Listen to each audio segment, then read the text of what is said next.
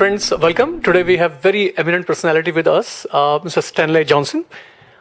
He has written more than around 25 books. One of them become, international best film. He has been an ambassador to United Nations, advisor to PricewaterhouseCoopers, and I don't know what not. So, so welcome, Mr. Stanley. Well, thank you very much. Lovely to be here. And what can I do to help you?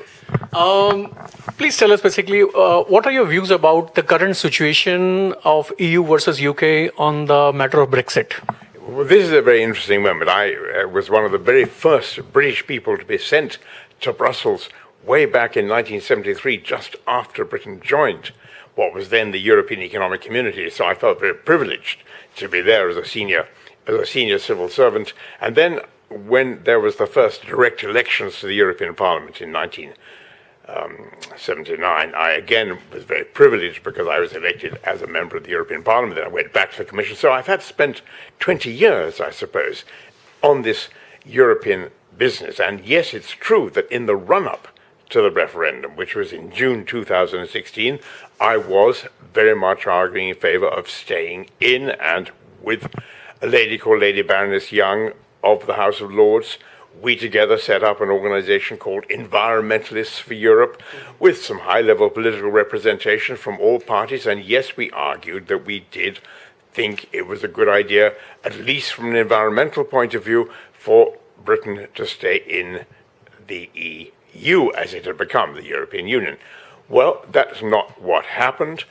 Britain voted in June 2016 to come out of the EU, and where I stand personally now is I accept that. I say to myself, the nation has spoken, democracy has made its voice heard.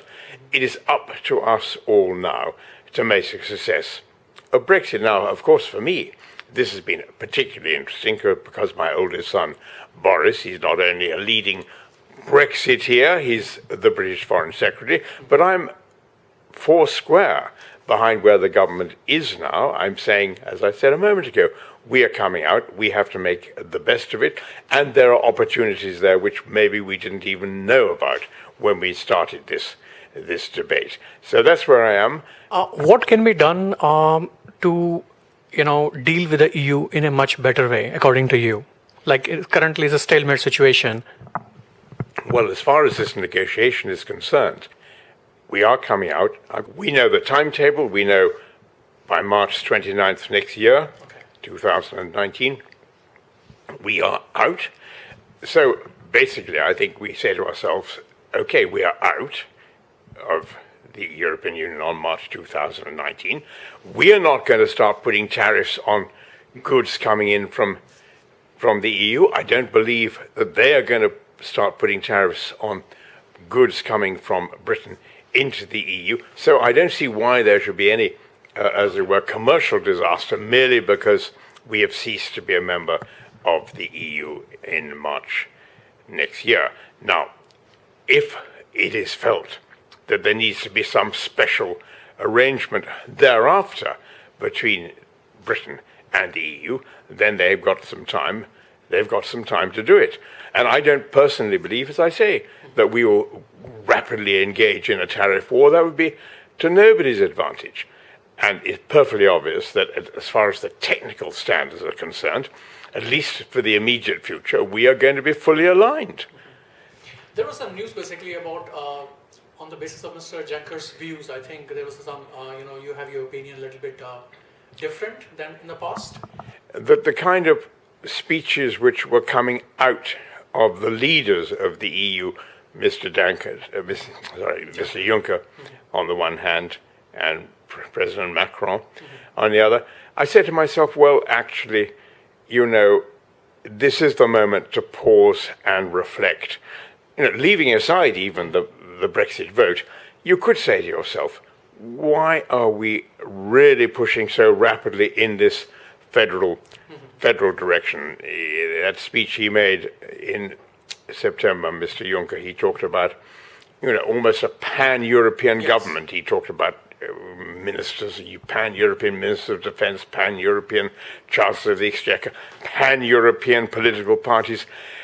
My idea was this, that in the old days we thought, okay, we may not really like the direction the ship is sailing in, but at least we are up there on the bridge and we can take the steering wheel and we can nudge it here or there.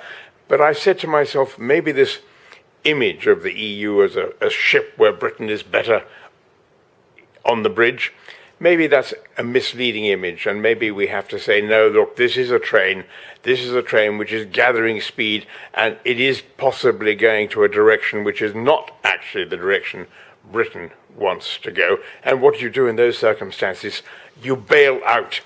You roll down the embankment and you hope you don't hurt yourself because you hope the train is not going too fast when you bail out. So I'd say that there have been these two features which have brought me to believe that we are leaving now.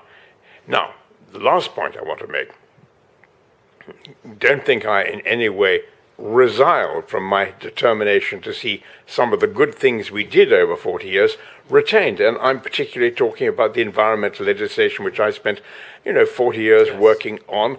I'm talking, for example, about the EU Habitats and Birds Directive, the Natura 2000, our ability to force through cleaner air, cleaner rivers, cleaner seas.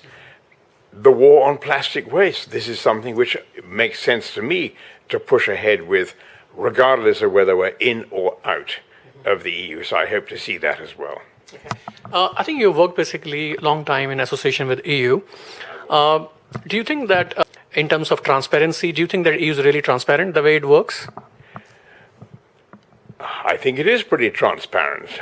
It's not transparent, perhaps, the actual discussions in the council meetings are not particularly transparent. That is perfectly true. These are not open to the press. You do not know how the negotiations work in the EU Council. Of course, you get the press release at the end. But in any case, that's not going to be relevant any longer for Britain because we are going to be out of the Council. Okay, fair enough.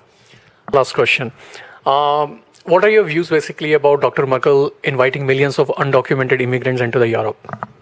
I think that it is absolutely absurd that Britain and Europe are facing these colossal pressures of immigration, and I think it is completely right that the European Union should build a proper control of undocumented migrants, illegal migrants. If there's some genuine refugees, even then I think you have to look at the circumstances under which they seek to arrive. So I would say that the migration issue is a massively important issue. It'll still be important for Britain even when we come out of Europe, because governments have talked about, yes, we'll take back control of migration. Well, they have to do it. They actually have to do it, not just to speak about it.